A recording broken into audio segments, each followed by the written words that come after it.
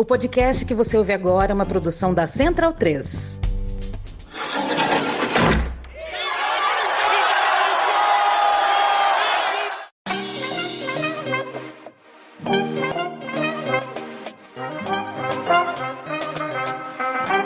Começa agora a Guilhotina, o podcast do Le Monde Diplomatique Brasil. Eu sou Luiz Brasilino e estou aqui com Bianca Pio. Salve, gente, tudo certo? Bom, no episódio de hoje a gente recebe a advogada Maíra Cota. Oi, Maíra, tudo bem? Oi, Luiz. Oi, Bianca. Muito feliz de estar aqui com vocês. Legal, valeu, Maíra. E também está aqui com a gente a consultora de moda Thaís Farage. Oi, Thaís, tudo bem? Oi, gente, tudo ótimo. Maravilha, sejam bem-vindas ao episódio do Guilhotina. A Maíra é advogada formada pela Universidade de Brasília, consultora em compliance de gênero, doutoranda em política na New School for Social Research, em Nova York, e mestre em direito criminal pela Universidade Estadual do Rio de Janeiro. E a Thaís é consultora de moda e trabalha especialmente com mulheres. Ela é formada em cinema pela Universidade Federal Fluminense e especialista em estética e gestão da moda pela Universidade de São Paulo. E as duas são autoras do livro Mulher, Roupa, Trabalho: Como se veste a desigualdade de gênero, que foi publicado recentemente pela editora Paralela. E a gente vai conversar com elas sobre essa obra. Bom, primeiro a gente queria saber de vocês como é que surgiu a ideia de produzir o livro e trazer já uma pergunta provocadora. Como a roupa evidencia o nosso não pertencimento ao mundo do trabalho? Bom, vou começar respondendo então que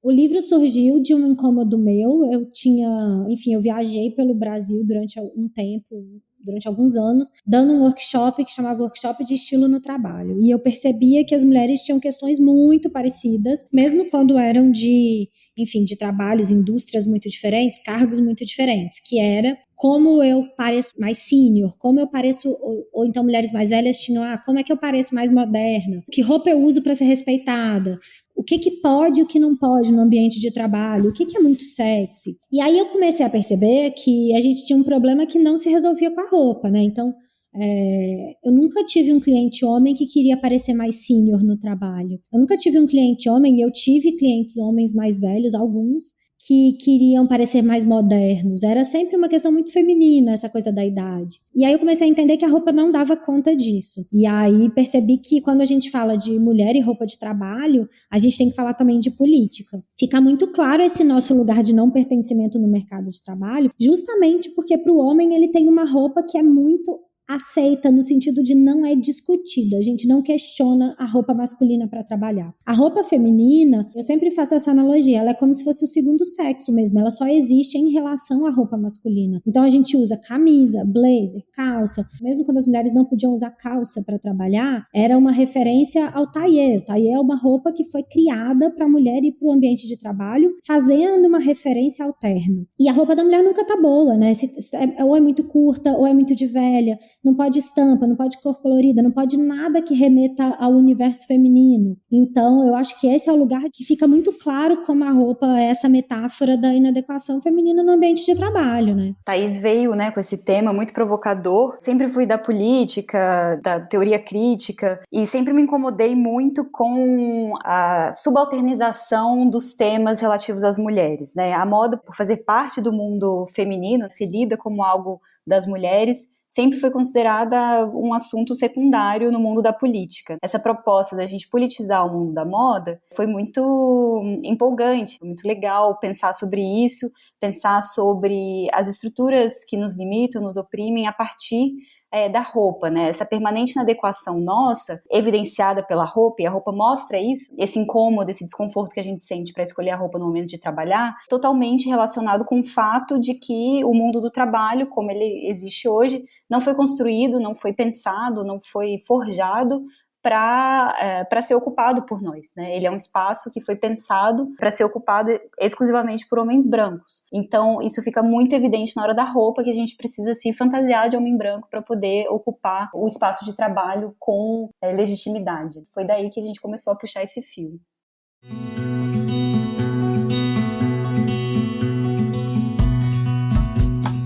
Vamos interromper a nossa conversa só um pouquinho para contar para vocês uma novidade. O Diplô agora tem um aplicativo para leitura da edição impressa. Se você é assinante, basta acessar do navegador do seu celular ou tablet o endereço app.diplomatique.org.br. Eu vou repetir: app.diplomatique.org.br e salvar o endereço na sua tela inicial.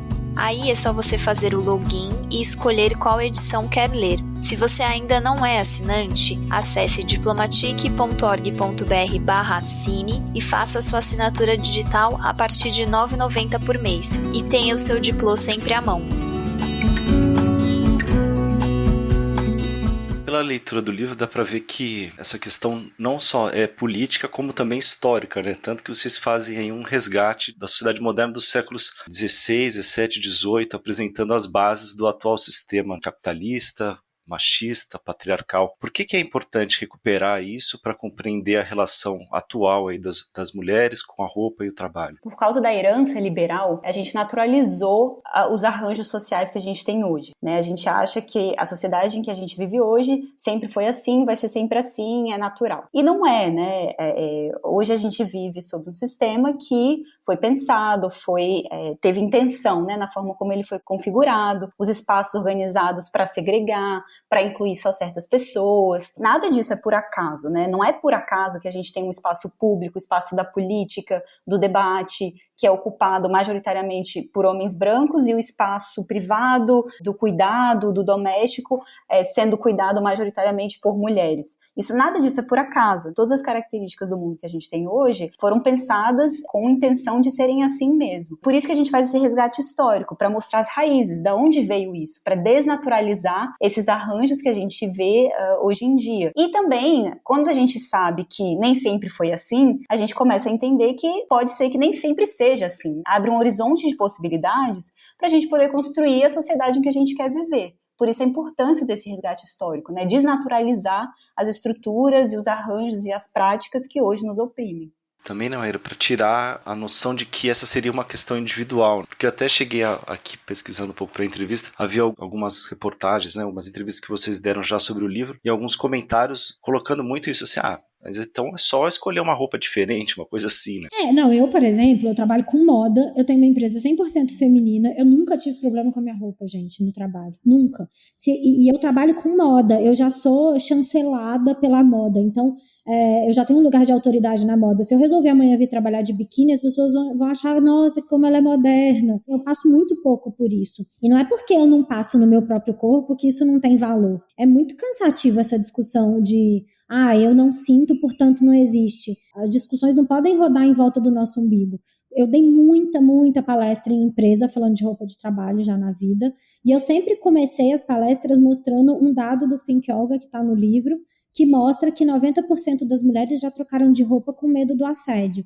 Então, quando a gente fala que 90% das mulheres pensam no que vai vestir, está incluso no estilo dela, ter medo, gente, isso não dá para ser ignorado. E é óbvio que quando a gente fala que elas trocaram de roupa com medo do assédio, inclui o espaço de trabalho. Quantas mulheres, quantos casos, a gente olha para os dados, sabe, de mulheres assediadas no trabalho, não é qualquer coisa. Não é só trocar de roupa. Se fosse só trocar de roupa, não teria mais nenhuma mulher com questão com roupa no trabalho, porque a quantidade de guia que tem na bibliografia de moda, falando que roupa a mulher deveria trabalhar para ser ouvida, para ser respeitada, para ser líder, para não ser assediada, nossa, estava resolvido o problema de todo mundo. Isso só deixa mais claro, óbvio e evidente que o problema não está na roupa. A roupa, ela invariavelmente passa por essa discussão, mas a roupa sozinha, ela não resolve um problema que é muito anterior a ela, que é um problema político, que é um problema de desigualdade de gênero.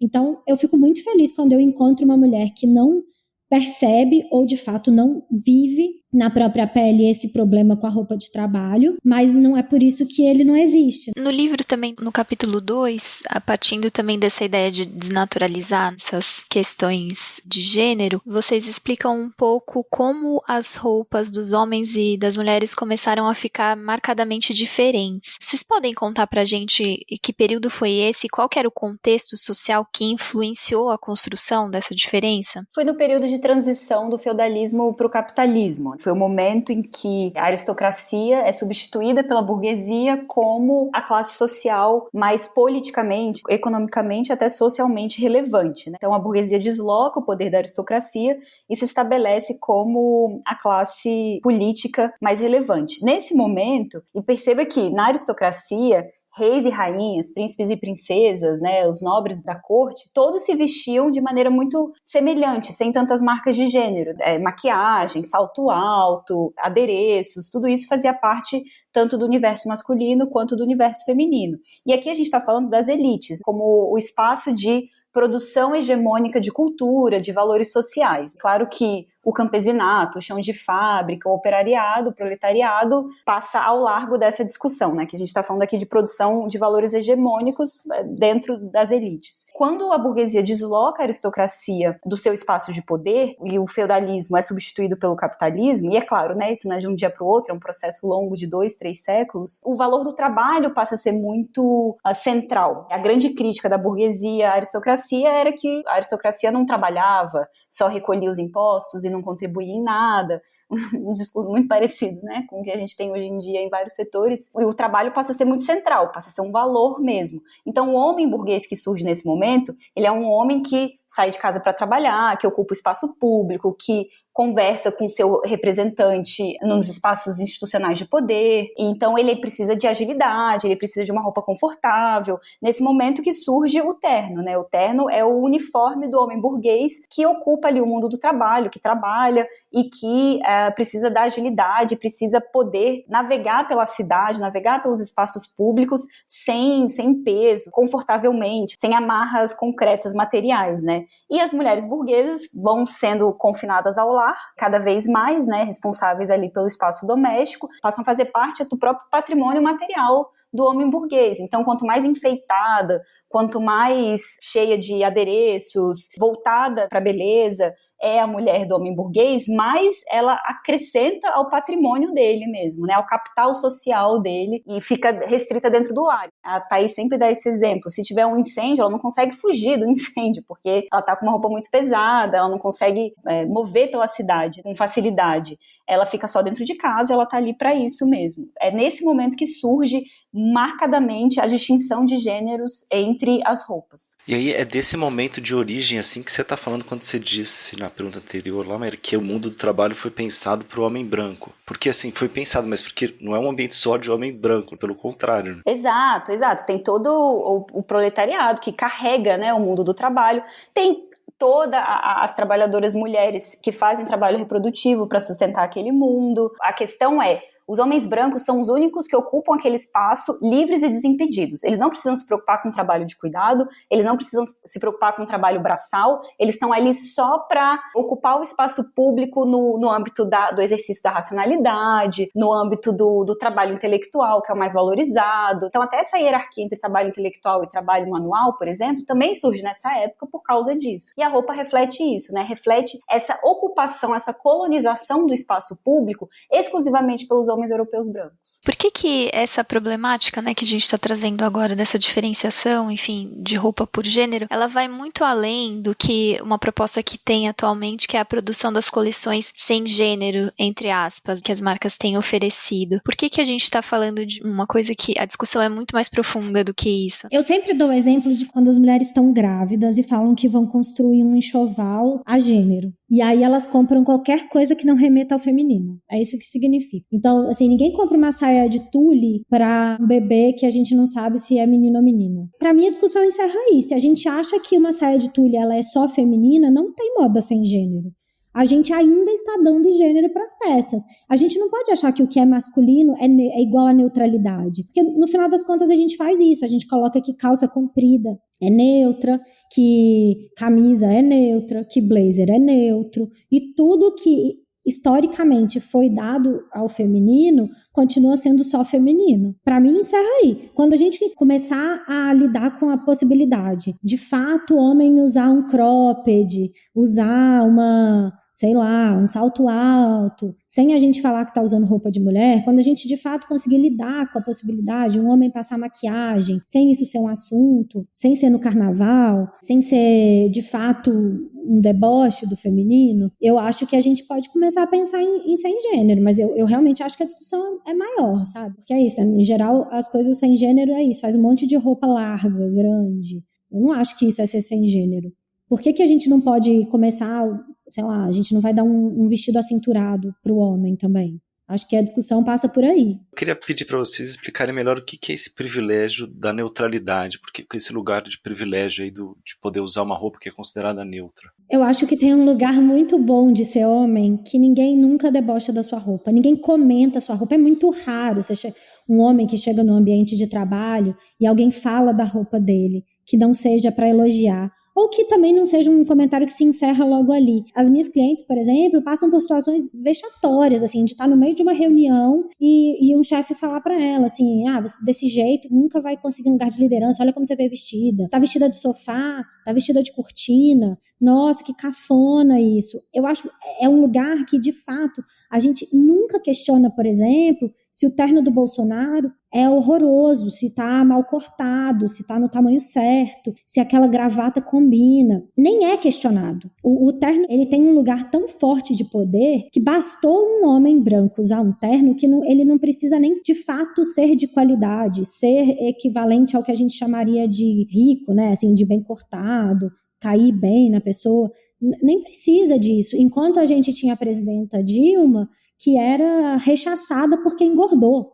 Porque a gente tinha, jornais, aspas, sérios, num lugar onde não estava sendo discutido moda, falando. Profissionais de moda contam o que acharam ou não acharam do vestido da Dilma na posse. Eu nunca vi profissionais de moda falando o que acharam ou que não acharam do terno de alguém. É sempre um lugar de deboche. Então, este vestido A favorece a silhueta da Dilma. Manuela Dávila, quando usava camiseta, era, nossa, que tosca, que usa camiseta para uma eleição. Aí usou alfaiataria, nossa, tá querendo passar por conservador e enganar as pessoas. Não tem um lugar de acerto, cara. A mulher nunca tá com uma roupa boa o suficiente. Enquanto o homem é isso, bastou colocar um terno grande, feio, com cor que não combina, que não fez a barra, com um sapato esquisito, pronto, tá neutro. Tá no lugar dele, esperado que ele esteja, né? Isso vem dos arranjos da modernidade mesmo, né? Por isso que a gente volta a 3 séculos no livro. Um dos pilares, né, um dos pressupostos do liberalismo é a pretensão de universalidade. A ideia de uma razão única, que é pelo exercício da razão que nós somos reconhecidos como seres humanos, a ideia de sujeito de direitos, toda essa ideia do indivíduo abstrato, como se todos nós fôssemos de fato materialmente iguais, como se não existissem as diferenças de gênero, de raça, de classe que perpassam a nossa construção enquanto indivíduos, tudo isso é apagado em nome de uma universalidade. E a gente sabe que essa universalidade, ela não era concreta, ela não tinha nem sequer a pretensão de ser material mesmo. A gente fala muito no livro, os grandes defensores do iluminismo, os grandes nomes do liberalismo defendiam a escravidão, lucravam com a escravidão, defendiam o confinamento das mulheres ao lar, a diferenciação de educação para homens e mulheres, para meninos e meninas. Todas essas marcas de desigualdade material eram disfarçadas por um discurso de igualdade formal, universal, que nunca existiu. Dentro dessa igualdade formal e dessa pretensão de universalidade, o abstrato, a regra, o sujeito de direitos, o indivíduo liberal, é um homem branco europeu.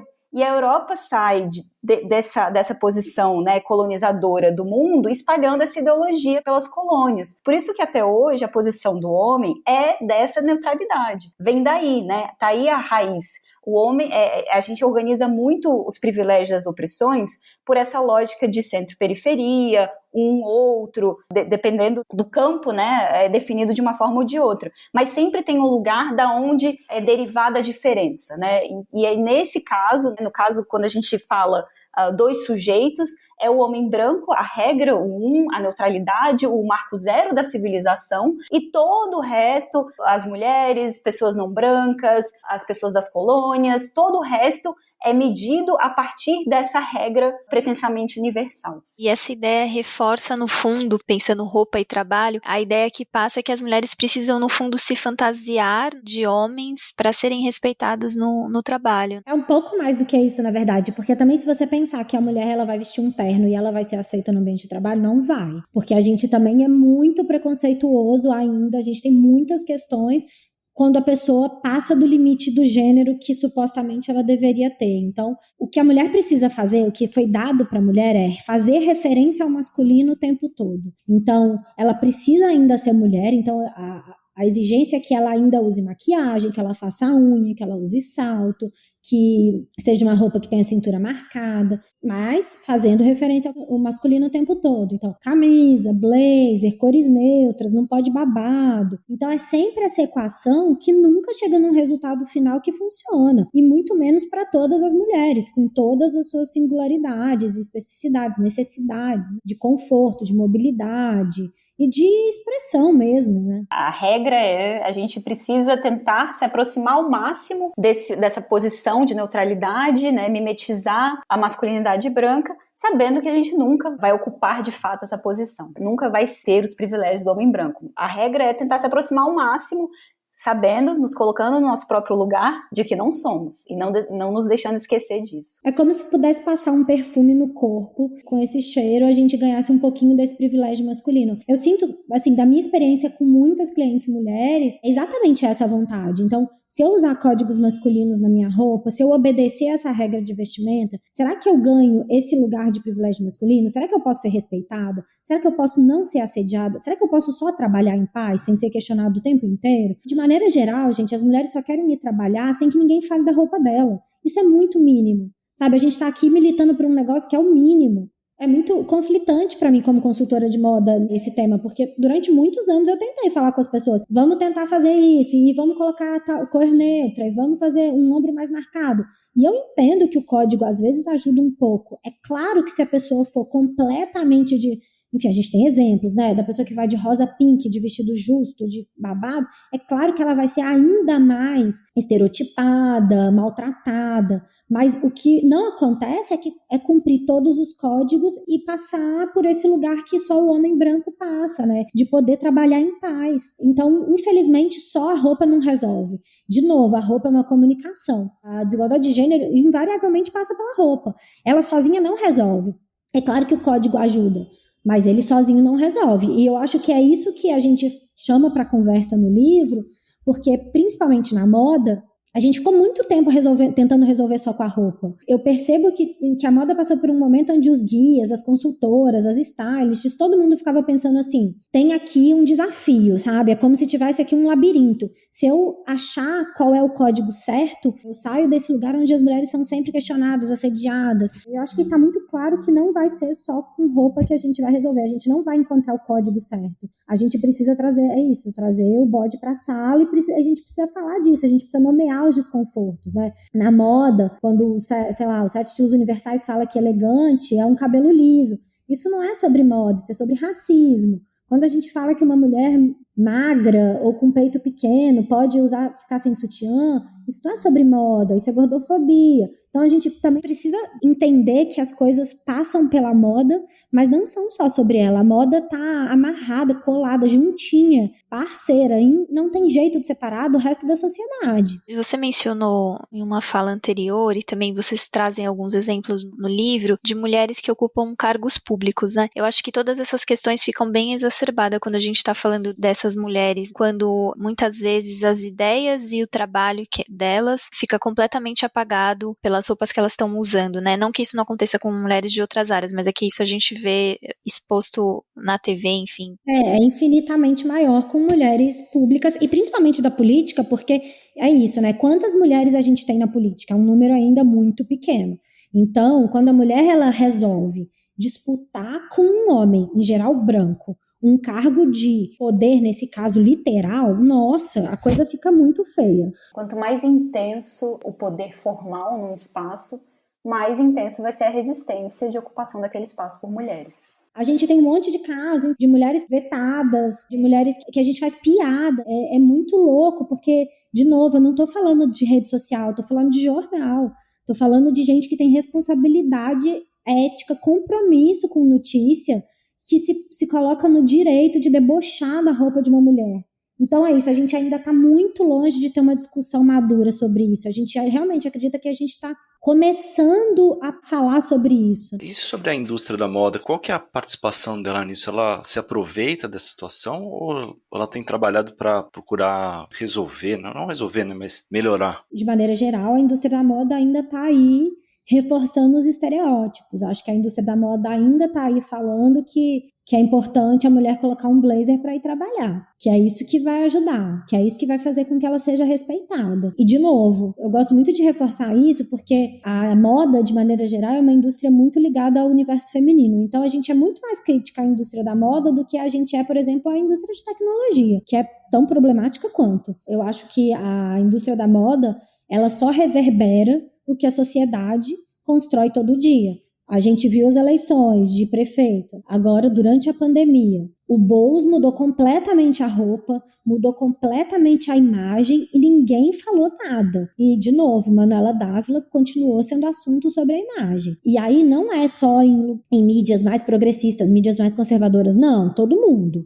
Eu acho que, infelizmente, esse tema ainda está longe de ser um tema de um lado ou de outro, sabe? Eu acho que ele tá tão ainda embolado que a gente ainda não conseguiu nem falar com as pessoas mais progressistas, sabe? Vocês citaram um dado acho que do Tink Olga, né, que 90% das mulheres já trocaram de roupa por medo de assédio no trabalho. Como é que é essa relação entre a roupa e o assédio sexual? Não é nenhuma relação, não existe relação entre roupa e assédio sexual. Isso é algo que a gente faz questão sempre de falar no livro. A gente faz esse debate no livro, faz questão de separar a discussão sobre violência de gênero e sobre sexualidade.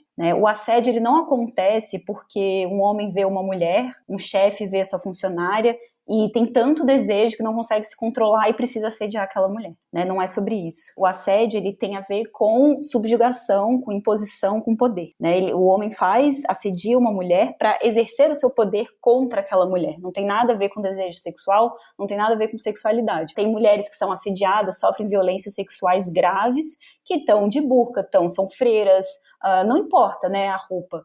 Então, a gente fala da roupa, mistura esses debates de uma maneira bastante equivocada, justamente porque, e assim, não por acaso, não é porque as mulheres são paranoicas que elas trocam de roupa antes de sair de casa com medo de serem assediadas. Porque a gente vive numa sociedade que a maioria das pessoas culpam mesmo a roupa que as mulheres estão usando pelo assédio que elas sofrem. E assim, isso desde a delegacia, Já acompanhei mulheres em delegacia em situações de violência sexual que foram questionadas sobre a roupa que elas estavam usando, e já tive clientes que no compliance de grandes empresas, empresas com estruturas grandes de compliance, que foram relatar assédio, foram questionadas também sobre a roupa que estavam usando. Então a gente mistura esses debates para justificar a conduta violenta dos homens, como se o fato deles supostamente terem um desejo sexual naquela mulher muito grande justificasse a violência que eles cometeram, sendo que, ainda que fosse o caso, não justificaria, e definitivamente não é o caso, não é sobre isso a violência sexual. A violência sexual é sempre um exercício de subjugação, de imposição de poder do homem contra a mulher. Indo aqui para o capítulo 4 do livro, quais são os impactos da forma como a sociedade encara a maternidade no mundo do trabalho para as mulheres? Uma analogia que a gente faz é que, assim, de maneira geral, então a gente pontuou que as mulheres ficam tentando pegar códigos masculinos para ver se através desses códigos a gente recebe um pouco do privilégio masculino, que é só um direito básico de ir e vir e ser ouvido e respeitado. Enfim, ou seja, é quase como se a gente pudesse se camuflar naquele universo. Quando a pessoa está grávida, por exemplo, é a hora onde o feminino fica mais gritante, pelo menos o feminino cis. É quando não dá para esconder, sabe? É um corpo que está em completa mudança. E aí a coisa fica muito pior. E aí isso junta com o fato de que o mercado de trabalho odeia as mães. Os números dizem isso, Então, a quantidade de mulher que é demitida quando volta da licença maternidade, a quantidade de empresa que não contrata mulheres, que fazem perguntas na entrevista sobre ser mãe.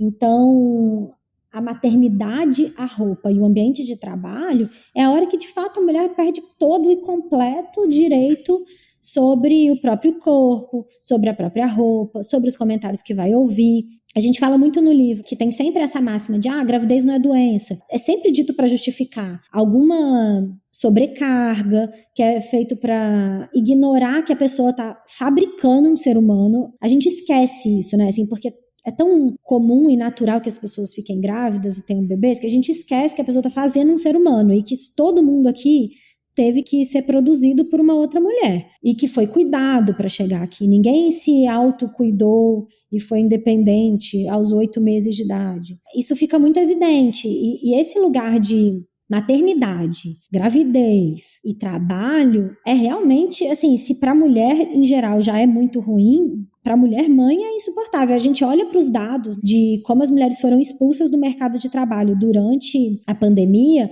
e fica muito claro que as mulheres mães, assim, desistiram, tiveram que parar absolutamente tudo. Tem um dado até que eu estava vendo hoje num evento que eu fiz da ONU que fala como antes da pandemia, a maioria das mulheres achava que ter filho não atrapalhava a carreira e depois da pandemia, sei lá, um número quase 100% das mulheres falam que ter filho atrapalha a carreira. E a roupa, como sempre, como todo o universo da moda, está grudada nos movimentos da sociedade. Então, não tem roupa para grávida, não tem roupa de trabalho para grávida, as marcas não fazem.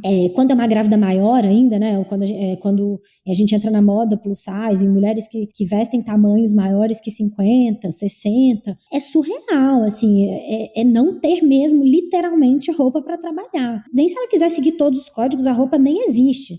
Roupa para amamentar. Então, pensar que roupa também é design. Então, a gente precisa pensar que é como se fosse um prédio que precisa ser construído, sabe? Tem uma fórmula para acomodar com conforto um corpo que está gerando, um corpo que está amamentando. E isso não é levado em consideração. Tanto porque muitas mulheres são expulsas do mercado de trabalho, então nem chegam a cogitar amamentar e seguir a amamentação quando voltam para o trabalho, quanto porque a gente também entra na lavagem cerebral de que, não, preciso passar por isso rápido, não vou comprar nada, vou quase que se punir, sabe? Enfim, eu sempre fico muito impressionada quando eu vejo esses dados, porque homem investe dinheiro em roupa de trabalho. E isso quer dizer que investe dinheiro, energia, prestígio, investe a vida mesmo no trabalho, enquanto as mulheres investem dinheiro na roupa do final de semana, na roupa do date, na roupa de ir pra praia, mesmo que vá pra praia só uma vez por ano.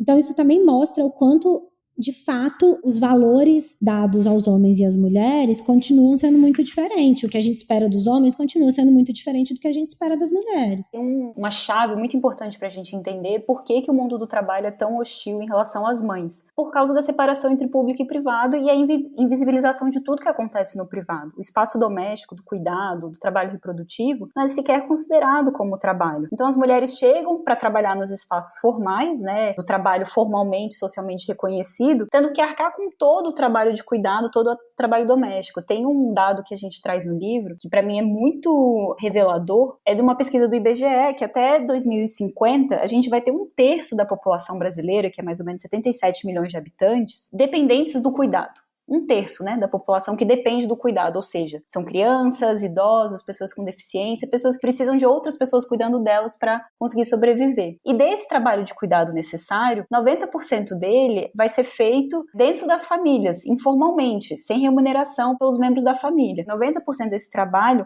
é feito, em 85% dos casos, por mulheres. Ou seja, até 2050 a gente vai estar num país que 1/3 da população depende do cuidado das mulheres, e são mulheres que estão no mercado de trabalho formal também, ou sendo expulsas ou resistindo bravamente para conseguir ocupar aquele espaço. E a gente finge que isso não está acontecendo, a gente finge que isso não é trabalho, a gente chama de devoção materna, a gente chama de natureza, a nossa realização como mulher, enfim, a gente chama de diversas outras coisas, mas não chama do que de fato é trabalho. A Thaís mencionou a pandemia. Eu queria perguntar para vocês o que vocês acham que agora com o confinamento, claro que foi uma minoria, né, que teve o privilégio de poder ficar em casa durante esse período, mas mesmo assim uma boa parte das pessoas puderam ficar em casa colocando uma nova realidade, né? Vocês acham que isso alterou alguma coisa ou então pelo menos permitiu tirar novas conclusões? A pandemia desestabilizou a farsa da separação entre público e privado. A gente vive numa sociedade que separa artificialmente esses espaços, que finge que eles são independentes, que o que acontece no mundo público não tem nada a ver com o mundo privado, e veio a pandemia e colapsou isso, né? Juntou no mesmo espaço físico o mundo do trabalho e o mundo doméstico. E por isso causou tantos problemas, tantas questões, por isso tantos casais se separando, rediscutindo a distribuição do trabalho reprodutivo. Nunca a gente falou tanto sobre isso, porque foi justamente no momento em que finalmente conseguiu-se uma ruptura nessa farsa de separação total entre os espaços, pela obrigatoriedade do confinamento deles ao mesmo espaço físico. Gente, as mulheres foram expulsas do mercado de trabalho durante a pandemia. Não é uma opinião, é um dado.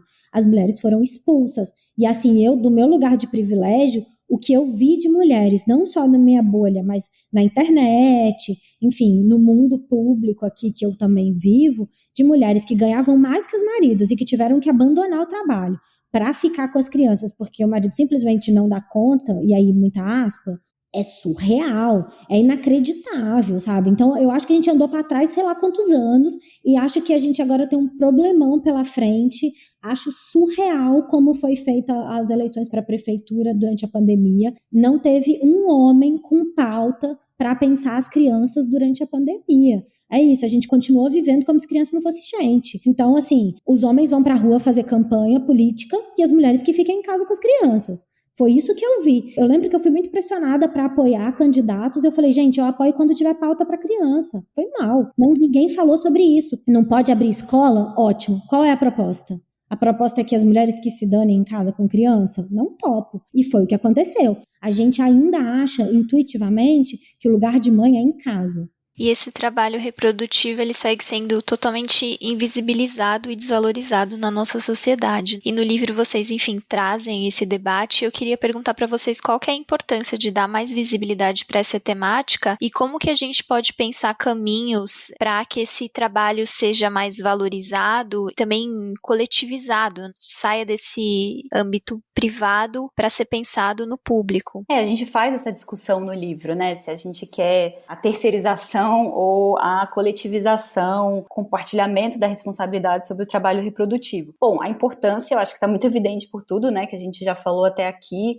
As mulheres estão adoecendo, estão sendo expulsas do mercado de trabalho, estão sendo, assim, estruturalmente prejudicadas por esse encargo, né, do trabalho reprodutivo invisível, porque ele acontece dentro de casa, ele acontece dentro de uma lógica completamente privada. Então, no máximo que a gente consegue é terceirizar para que outra mulher, numa situação de trabalho mais precária, faça pela gente o trabalho reprodutivo e a gente consiga ocupar o mundo do trabalho. Isso cria uma situação de um pouco mais de conforto para algumas mulheres, mas estruturalmente não enfrenta aí os problemas que a gente precisa lidar. Então a gente fala muito no livro sobre a coletivização mesmo, né? Uma responsabilidade social. Gente, se as mulheres parassem de ter filho, parassem de fazer trabalho de cuidado e fazer trabalho reprodutivo, a sociedade acabava. Não ia ter renovação. Fazer pessoas, cuidar de pessoas, é o que garante a sociedade continuar. E a gente não dá o valor devido a isso. A gente não entende como isso é importante. Não só da perspectiva ali da mãe, da mulher que faz o trabalho em si, mas socialmente relevante. E se é algo que é importante para todos nós, para toda a sociedade, tem que ser algo cuja responsabilidade também seja compartilhada por todos nós.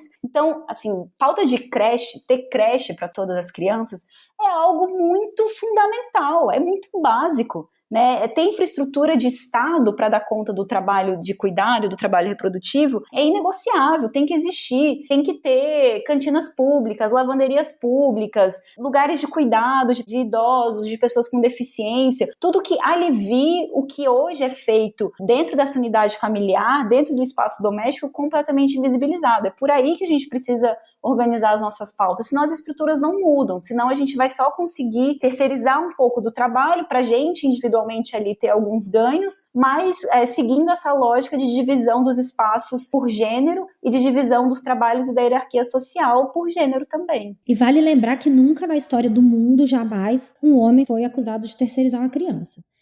Eu já queria pedir desculpas antecipado, porque eu vou trazer de novo uma pergunta que eu acabei me inspirando aqui nos comentários da internet, que é sobre a questão do uniforme, porque algumas pessoas falam assim, não, e como é que fica essa divisão, essas diferenças em ambientes de trabalho que exigem uniforme? Todas as experiências que eu tive com empresa de uniforme, o uniforme sempre partiu do masculino também.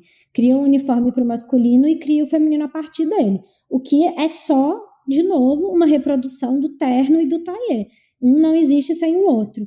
E eu acho que agora, enfim, a gente precisa, quando fala de uniforme, a gente precisa lembrar, enfim, das pessoas trans, né?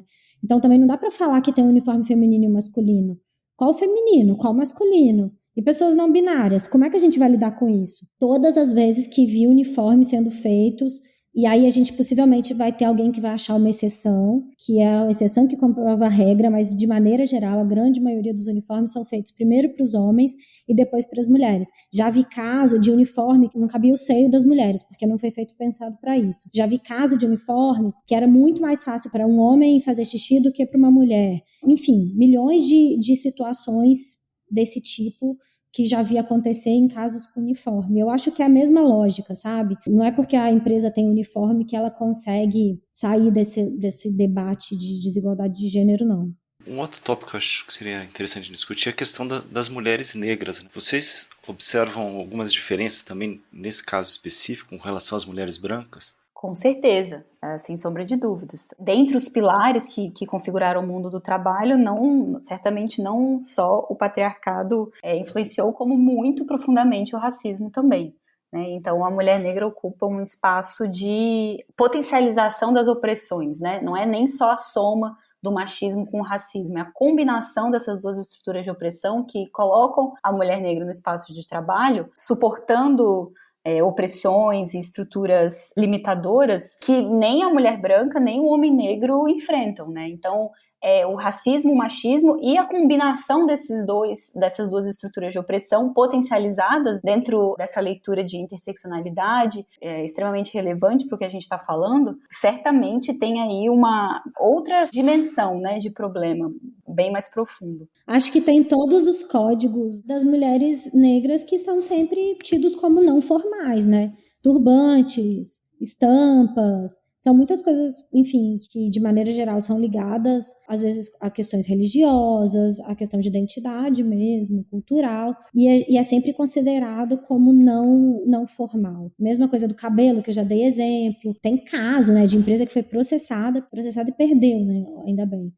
A funcionária foi acusada de estragar o dress code porque estava usando o cabelo crespo. E, enfim, e sem contar que é isso, né? Assim, a moda, ela reproduz o que existe na sociedade. Então, quando a gente fala da consultoria de moda tradicional, tem aquela máxima dos 7 estilos universais, que é extremamente eurocêntrica, branca. Então, quando a gente fala de estampas, turbante, isso é chamado de étnico. Isso é muito agressivo, é muito ofensivo, né? Porque, de novo, parte de um referencial. E isso é considerado não elegante. Para as mulheres negras é muito mais difícil, até porque para as mulheres negras é muito mais difícil chegar num cargo de liderança, é muito mais difícil passar numa entrevista de emprego, vão ter outras milhões de coisas que fazem ainda com que seja mais difícil o vestir delas, né?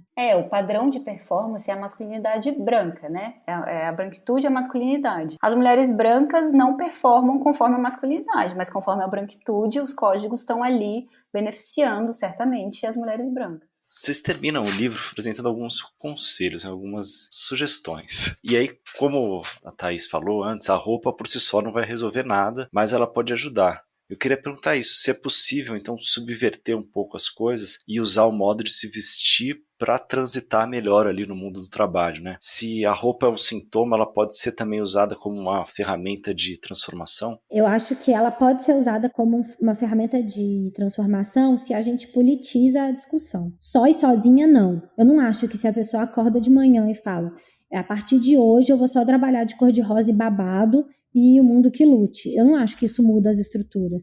Eu acho que o que muda as estruturas é, enfim, quando tem um chefe que interrompe uma mulher durante uma reunião para fazer um comentário sobre a roupa dela e as pessoas em volta falam, gente, isso não existe, isso é absurdamente misógino. Isso eu acho que muda. Então, eu acho que quando uma mulher se veste para trabalhar e ela entende esse lugar de que a roupa sozinha não muda, ela consegue vestir o que ela quer, ela se apropria desse discurso de que não é sobre a roupa dela, é sobre ser mulher no mercado de trabalho. Tanto é que, enfim, eu já vesti muitas mulheres públicas, mulheres na política, e essa para mim é a primeira discussão. Vamos falar sobre isso e preciso que você esteja confortável para trazer essa discussão, porque vai ser criticada. Não tem nenhuma roupa que a gente vá conseguir criar que vai ser só elogio. E a roupa vai sempre comunicar coisas que você também não queria comunicar porque não tem um lugar bom para a mulher no mercado de trabalho. Então é isso, a Dilma era muito séria e muito sisuda, mas aí a outra é muito sexy, vai ter aqui é muito desleixada, aqui é muito tecidos africanos, então não vai ter esse lugar, a gente não vai conseguir fazer uma roupa que sirva para todas as situações e que seja uma unanimidade como é o terno. O que a gente precisa fazer é, de fato, politizar a discussão e conseguir falar disso coletivamente e trazer o mal-estar, sabe? Chamar as coisas pelos nomes que elas têm. Isso é machismo, isso é misoginia, isso é racismo, isso é gordofobia. E eu acho que, de alguma maneira, a gente está caminhando para isso. E acho que o nosso livro contribui com... Precisamos parar de achar que roupa é futilidade e perceber que toda vez que a gente dá pouco valor para a roupa, a gente faz com que a roupa seja um veículo para esses preconceitos, sabe? O livro é um início de conversa, né? A gente quer que o livro fomente a discussão, que a gente, como a Thaís falou, politize esse debate e que a gente consiga se organizar por meio dele, né? Organizar nossas demandas coletivamente, os nossos locais de trabalho, fazer a conversa acontecer, não numa perspectiva individual ou individualista, no sentido de, é uma luta para a gente poder vestir o que a gente quiser. É uma luta para a gente poder vestir o que a gente quiser, porque quando a gente puder vestir o que a gente quiser, vai significar que hoje as opressões, as estruturas que não deixam, que estão ali nos limitando, vão estar desestabilizadas. Então é sobre isso, né? A gente caminha para a sociedade que a gente quer viver com esses parâmetros. Então o livro é esse início de conversa, não é uma cobrança para mulheres individuais, não é para a gente criar novas normas para a gente, não é para ser uma régua de medida e de controle das mulheres. É para ser mesmo um espaço para a gente pensar juntas os caminhos para chegar na sociedade onde a gente quer viver. Perfeito, gente. Maíra, Thaís, valeu. Obrigadíssima aí pela conversa. Eu que agradeço, obrigada pelo convite. Espero que o podcast renda muitas perguntas, dúvidas, questões, inícios de discussões, insights. É isso, muito obrigada, gente. Foi muito legal conversar. O livro foi escrito para isso mesmo, para a gente ter essas conversas, esses debates. E obrigado por abrir esse espaço para a gente falar sobre ele. A gente que agradece a participação de vocês no Guilhotina. A gente vai deixar o link para quem se interessar pelo livro. O livro tá muito bacana, muito bem escrito. Você lê facilmente, tá bem gostoso de ler. Então, também fica aqui a nossa sugestão para acrescentar no debate. A gente fica por aqui. Só lembrar quem já chegou até o final desse episódio, para não esquecer de seguir a gente na plataforma de podcast que você costuma nos ouvir. E também, se tiver sugestões, reclamações, ideias e etc., é só mandar pra gente no e-mail guilhotina@diplomatic.org.br. É isso, até semana que vem.